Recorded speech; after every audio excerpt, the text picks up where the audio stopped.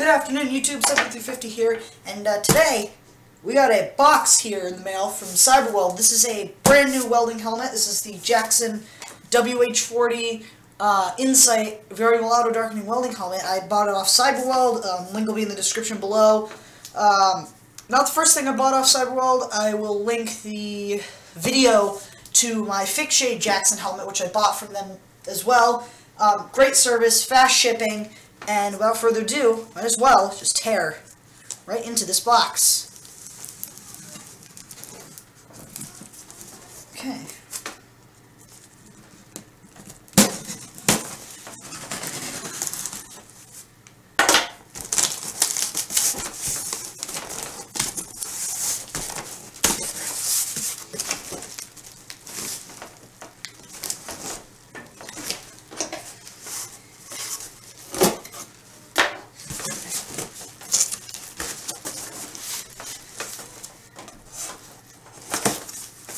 Right, so now we got the box open. Let's see what they got inside. As you can see, it's been packaged very nicely. It's got some bubble wrap.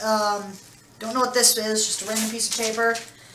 And in it, we got the box that comes with the helmet. We got an invoice, which I'm going to leave in the box. And the sticker. I'll move everything kind of off to the side here. So we got a nice Cyberweld sticker. And we get the box. Let's take a look at what's inside. Alright, so we're going to open up this box so you can see the WH40 Insight. It shows all the shells you can get. Apparently it comes in the HSL 100 shell, the I2 shell, the Archangel, and the Halo X. I think it comes in a couple of other ones too. Don't quote me on that. I just ordered the standard one.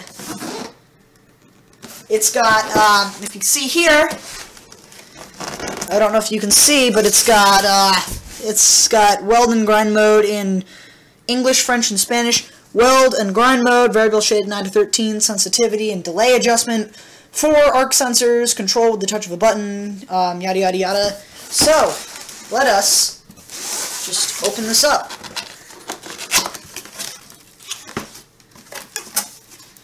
And the first thing I notice about this thing is that it is incredibly lightweight. And there you have it. Wow, this helmet's lightweight. It's nice looking. I'm going to set the box off to the side. So here we go. We got the instruction manual to the filter lens itself. We got the beautiful helmet. Oh boy, this is beautiful.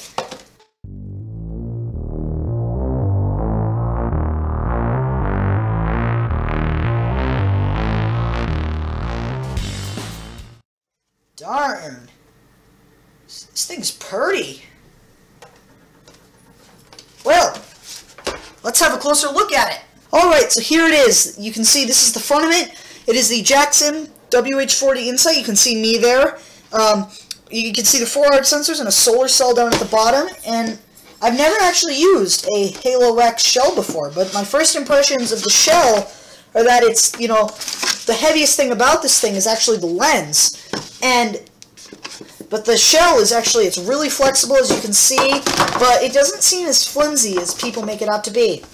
It also comes with Jackson's really nice 370 headgear, which is really awesome. I love this stuff. This is one of the reasons why I bought it. And if we look down in here, we can kind of see the lens in here. And I'm actually going to go turn the light on, and we'll be right back. Okay. Hopefully you guys can see a little bit better. You can see we have a little bit of this protective filmy stuff. And to take the lens out, it looks like you got to take these two things and pinch them inward. At least that's what I think you're supposed to do. I don't know if I can do this one-handed. Okay, it doesn't look like I'll be able to do it one-handed, but it's got as you can see here, it's got cheater lens holders right there and there. And battery backup in there as well. And if you look at the helmet, it's got weld and grind mode, so you see this lights up, so it's very clear. And if you push it, now we are in grind mode, which is locked in at a shade 4. And we're locked in at a shade 9. We're going to set this to a shade 10. As you can see, the display is very nice. You can see the battery level, the weld mode. If we press this again, turns it off. Look, you can see the lens change color as well. I don't know what happened, but I think it might have turned off. But oh, yep. I think it just auto-offs, but if we press this, you can see weld, battery indicator, shade indicator. We can turn up the sensitivities at a 3, the delay. We're going to set down to a 2. And I guess the only thing now is to try it out. One other thing I want to comment on is I think this thing uses standard cover lenses, so that's pretty good. And without further ado, we're going to try this thing out. Let's get her done. Yeehaw. Another thing I'd like to comment about before I try it out is the color. As you can see, it looks like a shade of green, but I've heard people say that it's very clear. And the way I'm thinking that this is going to go down is kind of like the gold lens that I've got in my fixed shade helmet, a very clear green, not a murky green at all. So I guess we'll just have to see how it performs. So I'm going to go try this thing out, and we'll get right back to you. Let's do this. Alright, so I've had the chance to weld with this just for a little bit, and all I can say is, man, this helmet is beautiful. It works. It's incredible the way it works.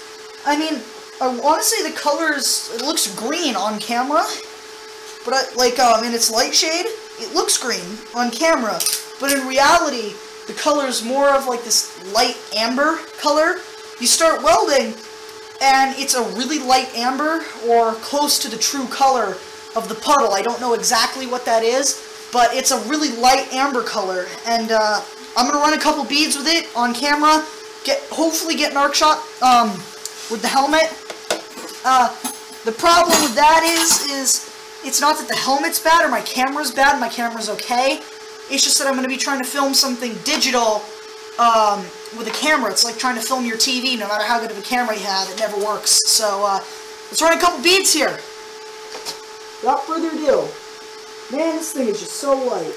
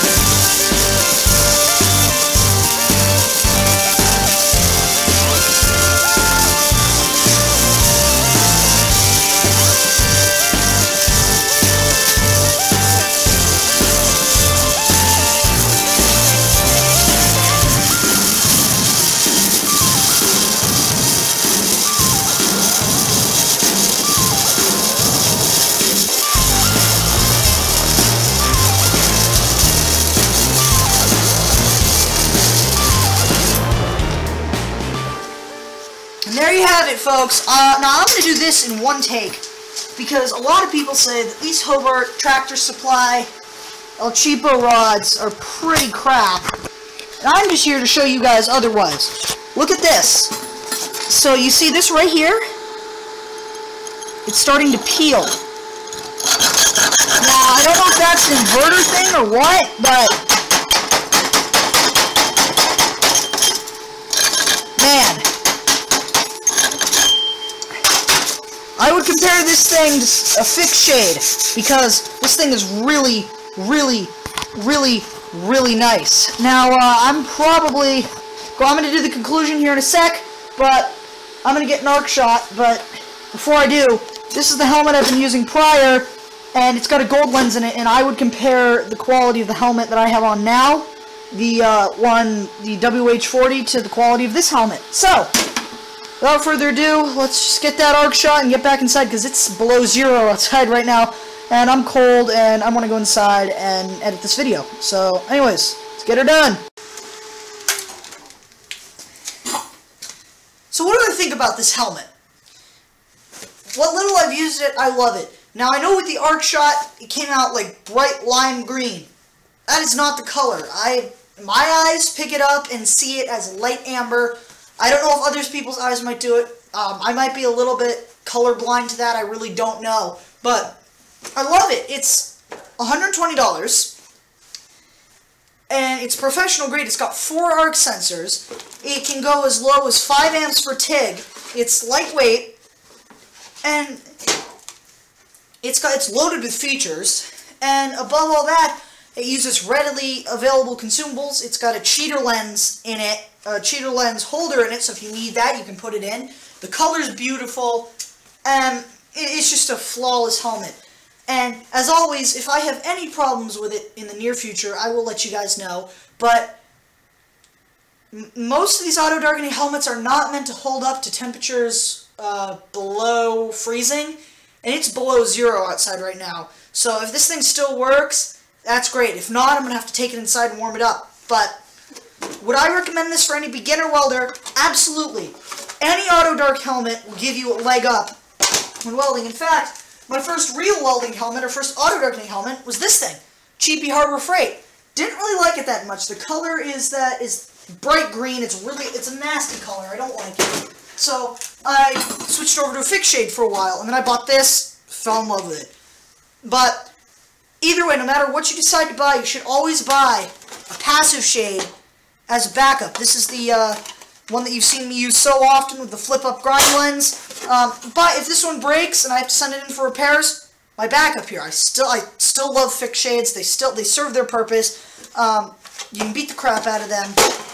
But I'm rambling, aren't I? So, anyways, I would definitely recommend this helmet to any beginner. The Jackson Halo X shell. It's very flexible. Seems like it could take a beating.